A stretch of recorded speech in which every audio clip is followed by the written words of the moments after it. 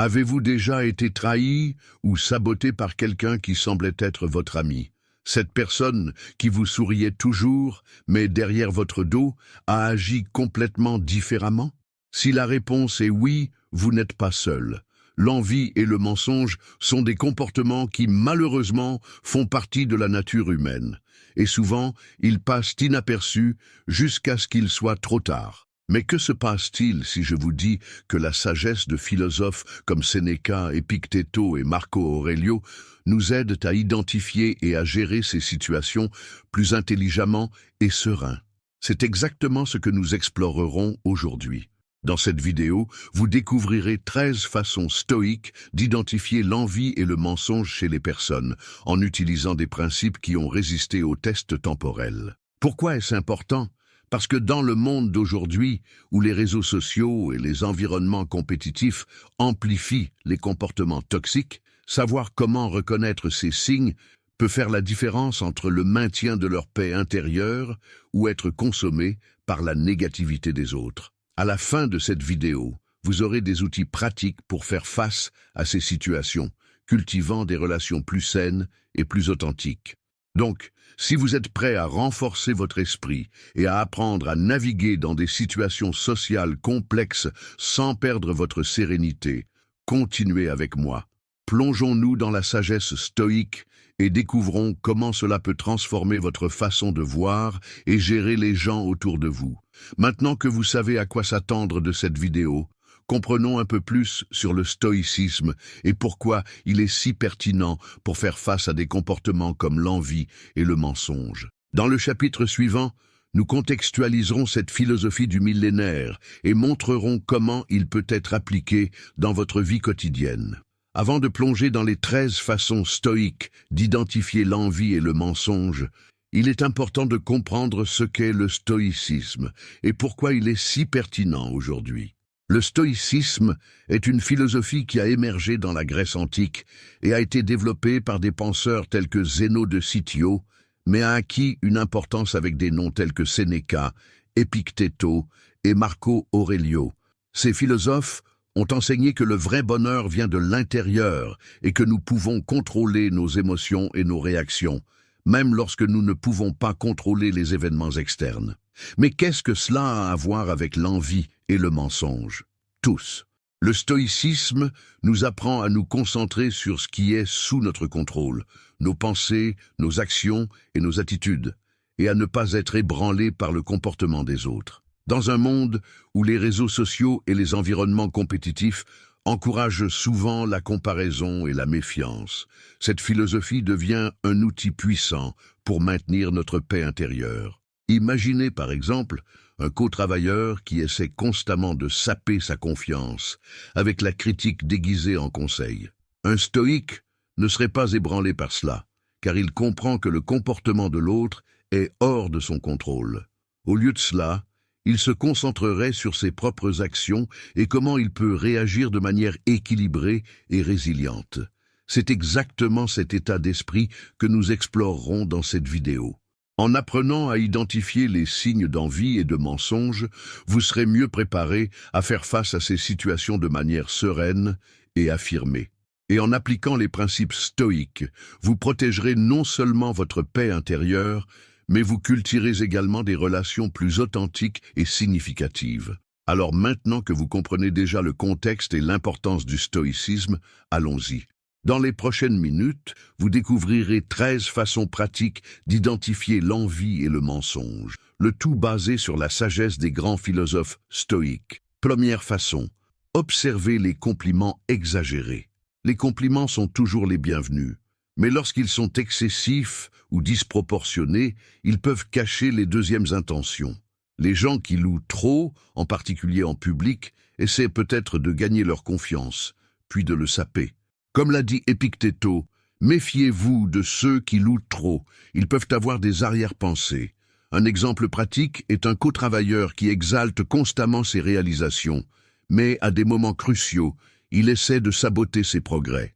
Application pratique. La prochaine fois que vous recevrez un compliment exagéré, réfléchissez aux intentions derrière elle et notez s'il y a une cohérence dans les actions de la personne. Une deuxième façon. Méfiez-vous des critiques déguisées. La critique constructive est précieuse, mais lorsqu'elles sont déguisées en conseils ou préoccupations, ils peuvent être un signe d'envie. Les fausses personnes utilisent souvent cet appareil pour saper leur confiance sans hostile. Sénéca a averti. Méfiez-vous de ceux qui critiquent sous prétexte d'aider.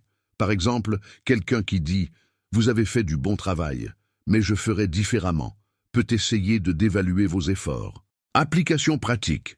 Lors de la réception d'une critique, analysez s'il provient d'un endroit authentique ou s'il y a un ton de dédain par derrière. Troisième façon, remarquez l'inconstance de comportement. Les fausses personnes ont souvent des comportements incohérents. Un jour, ils sont extrêmement sympathiques et l'autre distant ou même hostile. Cet inconnu est un signe clair que quelque chose ne va pas. Marco Aurelio a enseigné « Observez la cohérence dans les actions, pas seulement dans les mots ». Un exemple est une amie qui n'apparaît que lorsqu'elle a besoin de quelque chose, mais ajoute « lorsque vous avez besoin de soutien ». Application pratique. Faites attention aux modèles de comportement des personnes qui vous entourent. S'ils sont imprévisibles, cela peut être un signe de mensonge. Quatrième façon. Identifier une compétitivité excessive. Un peu de compétition peut être sain, mais quand quelqu'un transforme tout en différent, cela peut être un signe d'envie. Les personnes compétitives excessives essaient souvent de surmonter les autres à tout prix, même si cela signifie dépasser leur réalisation.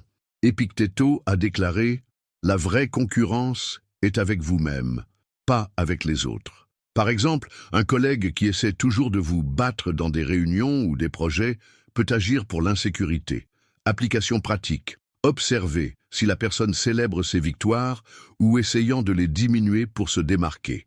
Ces premiers points nous montrent déjà comment l'observation attentive peut révéler des signes d'envie et de mensonge. Maintenant, explorons plus de comportements qui peuvent indiquer des problèmes, tels que le manque de joie authentique pour leur succès et la présence de potins malveillants. Cinquième façon, notez le manque de joie authentique pour votre succès. L'une des façons plus légères d'identifier l'envie est d'observer la façon dont les gens réagissent à leur succès. Les personnes authentiques célèbrent vos réalisations avec vous, tandis que ceux qui ont envie de prétendre le bonheur ou même de réduire votre mérite. Sénéca a averti, l'envie se cache derrière de faux sourires et des mots vides. Par exemple, un ami qui dit « Félicitations, mais c'était de la chance, non ?» Cela peut essayer de réduire vos efforts. Application pratique. Faites attention aux réactions des gens lorsque vous partagez de bonnes nouvelles. Le manque de véritable enthousiasme peut être un signe d'envie. Sixième façon, soyez conscient des potins et des commentaires malveillants. Les fausses personnes s'impliquent le souvent dans les ragots ou font des commentaires malveillants sur les autres. Si quelqu'un parle mal de tiers en votre présence, vous êtes susceptible de faire de même pour vous lorsque vous n'êtes pas là. Marco Aurelio a enseigné « Quiconque vous parle mal des autres, parle mal de vous aux autres ». Un exemple est un collègue qui commente toujours les erreurs des autres, mais ne se reconnaît jamais. Application pratique. Évitez de vous impliquer dans les ragots et notez si la personne a tendance à parler souvent des autres. Septième façon, reconnaître la manipulation émotionnelle. La manipulation émotionnelle est une tactique courante utilisée par les fausses personnes pour contrôler ou influencer les autres. Ils peuvent utiliser le chantage émotionnel, la culpabilité ou la victimisation pour obtenir ce qu'ils veulent. Épictéto a averti. Ne permettez pas aux autres de contrôler leurs émotions. Maintenir la domination sur vous-même. Par exemple, quelqu'un qui dit « Si vous étiez mon vrai ami, je ferais ça pour moi », essaie de vous manipuler. Application pratique. Soyez conscient des situations où vous vous sentez sous pression ou coupable sans raison apparente. Cela peut être un signe de manipulation.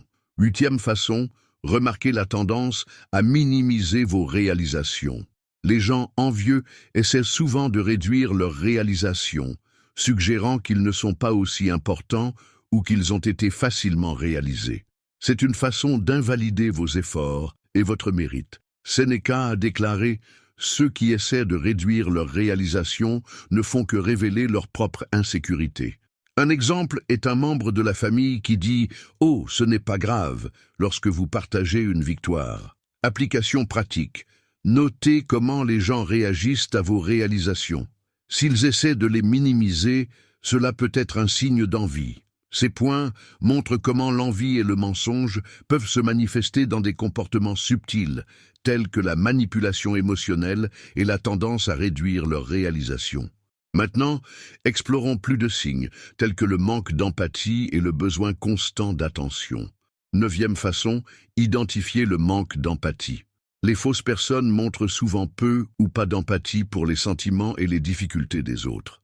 Ils peuvent sembler indifférents ou même rire de situations qui provoquent la souffrance. Marco Aurelio a enseigné « La véritable connexion humaine vient de l'empathie, pas de l'indifférence ». Par exemple, un ami qui ignore vos problèmes ou les traite comme insignifiants peut montrer un manque de véritable intérêt pour vous. Application pratique, notez comment les gens réagissent lorsque vous partagez vos difficultés. Le manque d'empathie peut être un signe de mensonge. 10e façon, observez le besoin constant d'attention. Les gens envieux cherchent souvent une attention constante, essayant d'être le centre de l'attention dans toute situation. Ils peuvent exagérer des histoires, créer des drames, ou même essayer d'éclipser leurs réalisations. Épictéto a averti, ceux qui cherchent l'attention tentent désespérément de combler un vide intérieur. Un exemple est un collègue qui essaie toujours de voler la scène lorsque vous partagez quelque chose d'important. Application pratique. Remarquez que si la personne a tendance à détourner l'attention vers lui-même parfois, cela devrait être le sien. 11th way. Méfiez-vous des promesses vides. Les promesses non tenues sont un signe classique de mensonge. Les gens qui font des promesses grandioses, mais qui ne les accomplissent jamais, peuvent essayer de manipuler ou d'impressionner sans relâche pour agir. Sénéca a dit « Les actions parlent plus que les mots. Observez ce que les gens font, pas seulement ce qu'ils disent. » Par exemple, quelqu'un qui promet d'aider avec un projet, mais de toujours trouver des excuses pour ne pas participer. Application pratique. Évaluez les gens pour leurs actions, pas pour leurs promesses. 12th way. Réalisez l'envie passive antique. L'envie passive antique se manifeste dans des commentaires, un sarcasme ou des comportements subtils qui essaient de vous diminuer sans confrontation directe. Marco Aurelio a enseigné « Le sarcasme est le masque de l'envie ». Un exemple est un ami qui dit « Vous avez tellement de chance », sarcastiquement, suggérant que votre succès n'était pas mérité. Application pratique. Soyez conscient des commentaires qui semblent compliments mais portent un ton de dédain ou d'ironie. 13e façon. Reconnaître le manque d'authenticité. Les fausses personnes agissent souvent de manière incohérente, changeant de comportement en fonction de la situation ou de la personne avec qui ils sont. Ils peuvent être extrêmement amicaux en public, mais froids et distants en particulier. Épictéto a averti, l'authenticité est la base de la confiance. Sans elle, il n'y a pas de lien réel. Un exemple est quelqu'un qui vous traite juste devant les autres, mais qui vous ignore lorsqu'il est seul. Ce manque de cohérence révèle une personnalité fragmentée et infidèle. Application pratique. Notez si la personne agit de manière cohérente dans différentes situations. Le manque d'authenticité est un signe clair de mensonge et devrait servir d'alerte pour maintenir la distance émotionnelle. Nous avons atteint la fin de cette vidéo, mais le vrai travail commence maintenant. Au cours des dernières minutes, nous avons exploré 13 façons stoïques d'identifier l'envie et le mensonge chez les gens, de l'observation des compliments exagérés à la reconnaissance du manque d'authenticité. Chacun de ces points était basé sur la sagesse de philosophes tels que Sénéca, Épictéto et Marco Aurelio, qui nous a appris à nous concentrer sur ce qui est sous notre contrôle et à ne pas nous laisser secouer par le comportement des autres. Le principal avantage de l'application de ces principes, bien sûr, vous serez mieux préparé à faire face à des comportements toxiques, à maintenir votre paix intérieure et à cultiver des relations plus saines et plus authentiques. Comme l'a dit Marco Aurelio, vous avez le pouvoir sur votre esprit, pas sur les événements externes. Remarquez cela et vous trouverez la force. Maintenant, c'est à votre tour d'agir. Commencez par regarder les gens autour de vous et appliquez ces 13 façons de votre vie quotidienne. Et si ce contenu avait du sens pour vous, abonnez-vous à la chaîne pour plus de vidéos comme celle-ci, partagez-la avec des amis qui peuvent bénéficier et laissez un commentaire en disant à votre expérience ou à vos questions. Ensemble, nous pouvons construire une communauté plus consciente et résiliente. N'oubliez pas que la vraie force est de maintenir sa sérénité face à l'adversité. Comme l'a dit Marco Aurelio, vous avez le pouvoir sur votre esprit, pas sur les événements externes. Remarquez cela et vous trouverez la force. Merci d'avoir suivi cette vidéo et de vous engager dans votre croissance personnelle. Ensemble, nous construisons un état d'esprit plus fort et plus résilient. N'oubliez pas de vous abonner à la chaîne pour plus de contenu comme celui-ci et partagez cette vidéo avec ceux qui en ont besoin. Jusqu'à la prochaine vidéo où nous explorerons, entrez le thème de la prochaine vidéo le cas échéant. Faites attention et continuez à chercher la sagesse stoïque.